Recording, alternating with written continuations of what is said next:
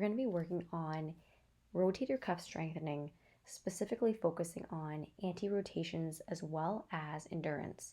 You're going to grab yourself an elastic therapy band like this and make sure to double up or triple up the knots because we're going to close it in Adorn. You want to make sure you have a thicker end so that the elastic has something to stop it as you are pulling on the elastic, strengthening your rotator cuff. So close it right in the door. Takes a little bit of finesse to do that, but I believe in you to figure it out. Make sure the door is closed good and tight too, because you don't want that to fling in your face. Now for this one, we're going to start right out the gate by just bringing the blood flow to the arm. Get yourself something to hold in between your arm and the side of your body. It helps keep your elbow by your side, so you don't want to drop it, and point your thumb outwards. The point you want to focus on here is keep your shoulder down, squeeze the elbow to the side of your body, and squeeze the back of your shoulder as you open the arm outwards. I'm doing a little bit of a faster movement outwards, and I'm controlling the movement in. Again, we want to focus on the control aspect of this. The rotator cuff muscles, these guys can get very tight, but a common misconception is just because they are tight, people think they're strong, but just because they are tight doesn't mean they are strong.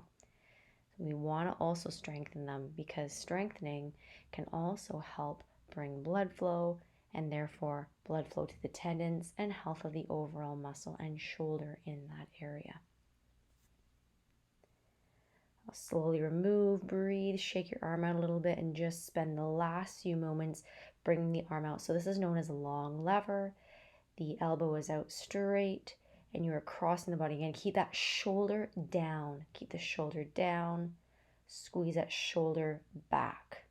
So you want to move that shoulder blade out and pull your arm across your body.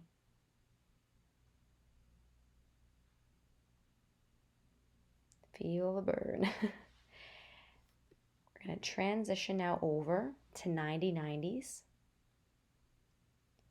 Important point, keep the shoulder down, slide the arm back, rotate it out, lower, and go forward. So you want to imagine you're sweeping your arm across a shelf. You're pulling the arm back up, keeping the elbow where it is, slowly lower it back, and repeat the pattern. So keep that shoulder down, rotate it out, back, and forward. You want to control the shoulder blade positioning. You want to imagine your shoulder blade, that triangular bone in the back, is staying flat to your rib cage. Now give your shoulder a little bit of a rest. Squeeze your shoulder blade back and your elbow goes by your side. Squeeze back and elbow sweeps by the side. See how I pull the shoulder blade back first? That's what you want to focus on. So I slowly let it go back forward. I pull my shoulder blade back and then pull. So I'm not just pulling with my arm, I'm stabilizing my shoulder blade positioning and then pulling back. So squeeze shoulder blade. Now when I say squeeze shoulder blade, you're imagining that shoulder blade is sweeping across and down to the midpoint. Turning around, we're going to now work on the pec in the front. So even though, again, oftentimes for people, the pec muscle is tight, it does not mean it's strong. So we don't want to neglect this area and work on this muscle even though it's not traditionally a part of the rotator cuff exercises.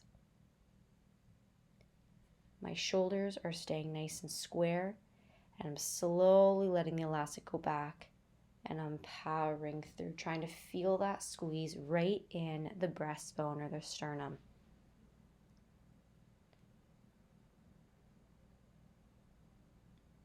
There's a slight bend in the elbow. You want to do that to protect.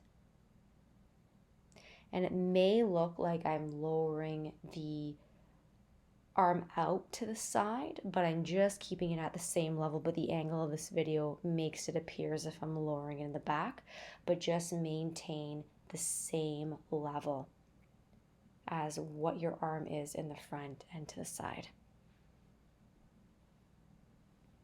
Switching things around here, we're going to now pull with a straight arm. So slowly lower back, squeeze that muscle on the side as you pull your arm down. Now my arm is sweeping clear by my side here. I'm not letting it come out to the side. I'm trying to imagine I'm hugging it right close to my leg. Now, we've been going steady for about 6 minutes now. So if you need to take a little bit of a break, your endurance isn't really up to par, and you can feel your shoulder blade starting to rise up towards your ear, you feel that it's just burning way too much and you need a break, just pause the video, get a glass of water, and resume where you left off.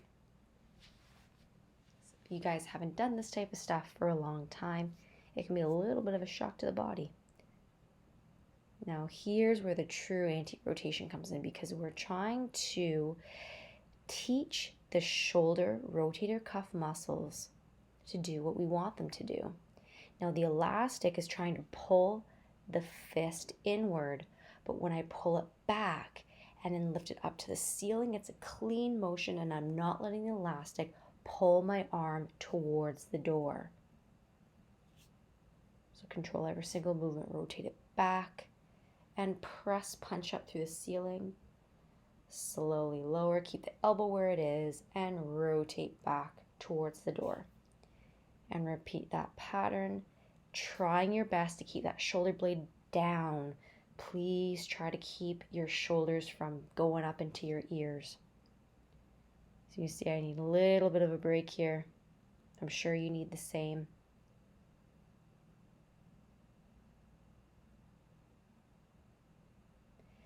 We're going to pull on a 45-degree angle here.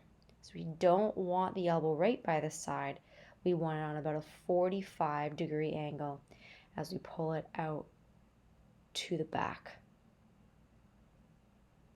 Slow control in, squeezing it back. And again, shoulder blade. Stabilize that shoulder blade. This is not an arm exercise. Of course, there's going to be muscle involvement in the arm, but the main focus is what? Rotator cuff. The rotator cuff reside in the shoulder. It's comprised of the supraspinatus, the infraspinatus, the teres minor, as well as the subscapularis muscle. So you want to work that shoulder blade muscles, or shoulder blade muscles, since those muscles attach into the shoulder blade.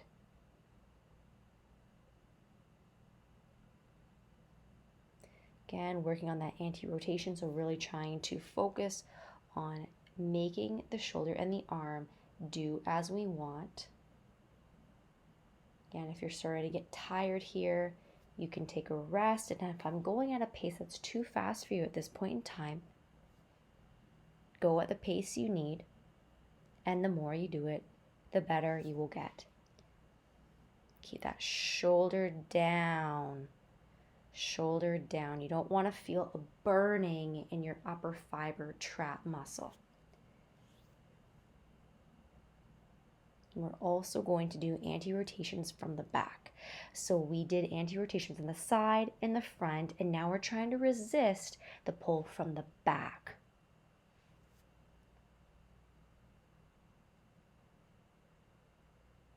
Control, resist the tension for it to bring your arm back, control it back down, and power it forward. These exercises that we're doing are better than your traditional just elbow by the side, working on the external internal rotation, because we're working on this rotation in multiple degrees of the range of motion of the shoulder itself. And especially if you do any type of overhead work for your job, or you're an athlete in regards to volleyball or any type of other overhead sport, definitely something that you want to work on to maintain the health and strength of these muscles, as well as coordination. Now this one, keeping my shoulders square, and I'm using my shoulder blade to actually imagine I'm punching further forward. So my body stays where it is, and it's my shoulder blade that brings the fist outward. This is working on the serratus anterior, again, not traditionally a part of the rotator cuff muscle, but a very important muscle for shoulder blade stability.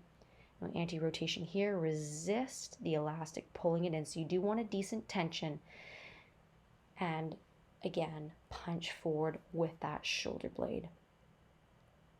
See how it kind of takes that elastic out, and I had to correct to bring it back out. I'm really fighting the tension here. Finishing off with a muscle burner. All right, and that's a wrap. So shake out the muscles, get the blood pumping again. And if you notice, we only worked on the one arm. So I highly recommend that you do this video again and just work on the other side. I want to thank you guys for doing this video and trusting me to help you on your rehab journey. If you have any questions for me or any video requests of videos that you would like to see in the future, don't forget to leave that in the comments below. I try to get back to every single one of you. And don't forget to subscribe, because when you do, you'll be notified of every single new video that I release in the future. Thanks for all your support.